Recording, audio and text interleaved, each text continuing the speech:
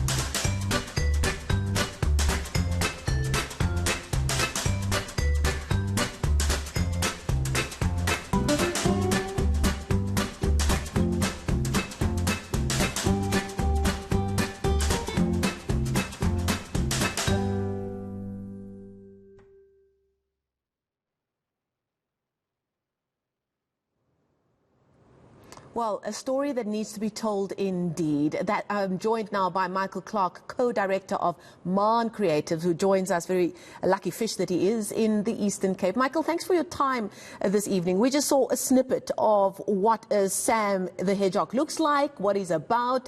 Before we speak about the story at the core of it and the importance of it, let's just talk a little bit about the animation, just very, very quickly. I got a little bit of a Wallace and Gromit, even a little bit of Paddington Bear to the touch and feel of it. Explain to us, I know it's a different medium, but explain to us this medium that you've decided to tell the story with. Yeah, so it's a bit of a hybrid medium. We've got stop motion background sets. So we've had loads of fun creating tactile physical sets that are photographed in stop motion. And then that's married with 2D frame by frame hand-drawn animation that's created digitally, and then the two are composited together. So it gives us a very rich environment and beautiful characters. And really so that's the medium we're using. And we just saw a snippet of it, but it really captures the imagination, and I get a sense that that's probably why you decided on that mixed format, to capture the imagination, not just, I suppose, of the children and families and caregivers who are touched by the theme, but by the rest of society as well. Yes, yeah. So, you know, there's a bit of a disconnect in the visual medium between the 2D characters and the stop motion theme backgrounds, and that kind of echoes the theme, where there's a bit of a disconnect often between people that are autistic and people that are neurotypical. So there's a bit of a conceptual link there. But yeah, the story really focuses on Sam the Hedgehog and his mom, who's a sheep, and she doesn't really understand why he's not the perfect little sheep lamb and is a hedgehog instead. Now, talk to us a little bit more of that storyline.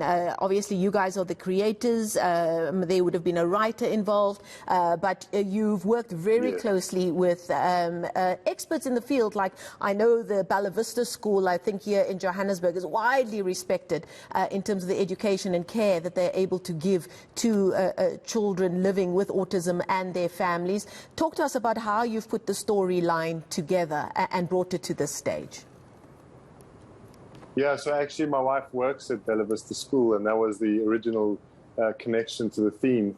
And but you know, we started working on this many years ago, and as we started working on it, my nephew was actually diagnosed with autism. So the theme kind of became very much part of my life personally, very quickly, and the story kind of mirrors our experience as a family in a sense. And it doesn't really tell Sam's story, because Sam is Sam. Sam is who he is. He's autistic, but it actually tells his mom's story. And it follows her journey going from not willing to accept that her son is a hedgehog. She's in complete denial. She doesn't want to accept that he's not the perfect lamb. She sends him to lamb school. She wraps him up in woolen scarves and stuff and tries to turn him into the perfect little lamb. And then when she realizes, no, he actually is a hedgehog. He's different from all the other lambs. She's completely gutted by the fact, but then comes around and learns to really value him for who he is and would never change him for the world. Now, you say you've been working on this project for quite a few years, but one can tell that it's a project that's very close to your heart, a passion project, and I hate that we overuse that phrase at times. Why has it taken so long for you to be able to put this short form animation piece together, and what are you trying to do with it?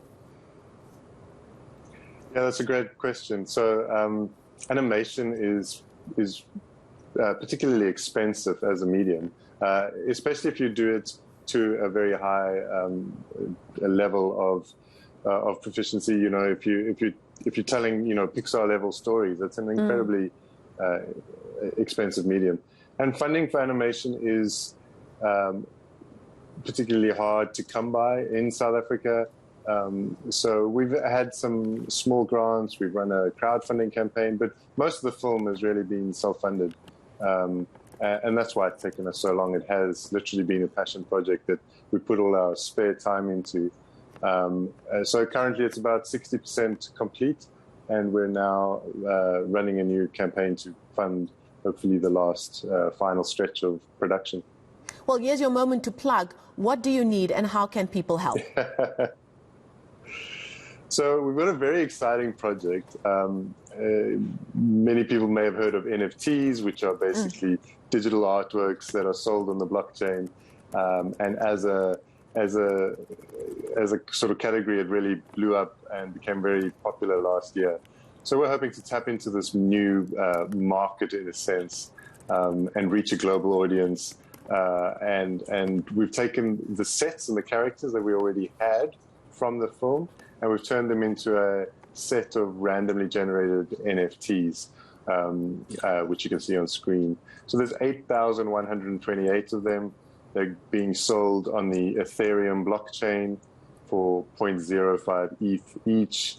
And it went live today on World Autism Awareness Day. And we have, we've sold about 140 so far, I think. We don't need to sell all of them to finish the film. So as soon as we've funded the film, then all the rest of the proceeds will be donated directly to autism charities.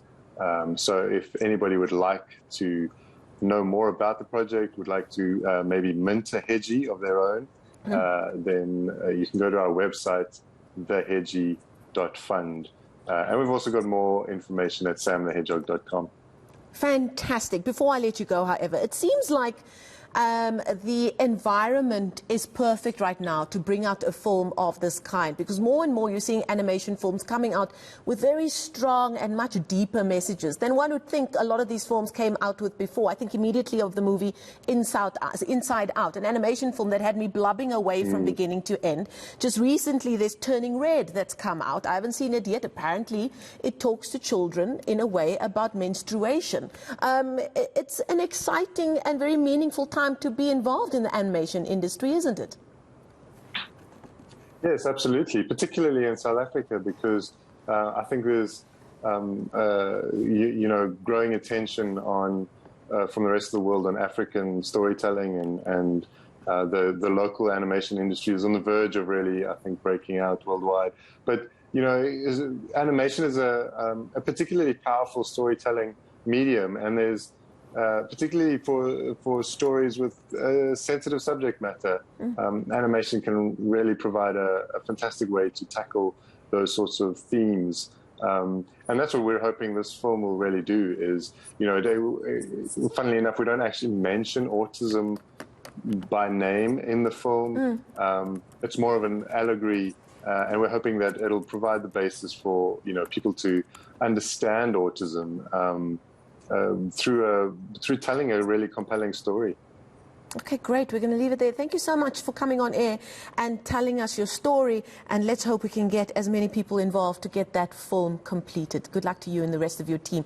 That was Michael Clark, a co-director of MAAN Creative, and they're hoping to complete that short animation film about Sam the Hedgehog, really putting the spotlight on autism and indeed the families and the caregivers of those living with it. So you can go online, just Google the Hedgie Fund, HEDGIE, the Hedgie Fund, if you want to go and find out how you can get involved and help them out along the way.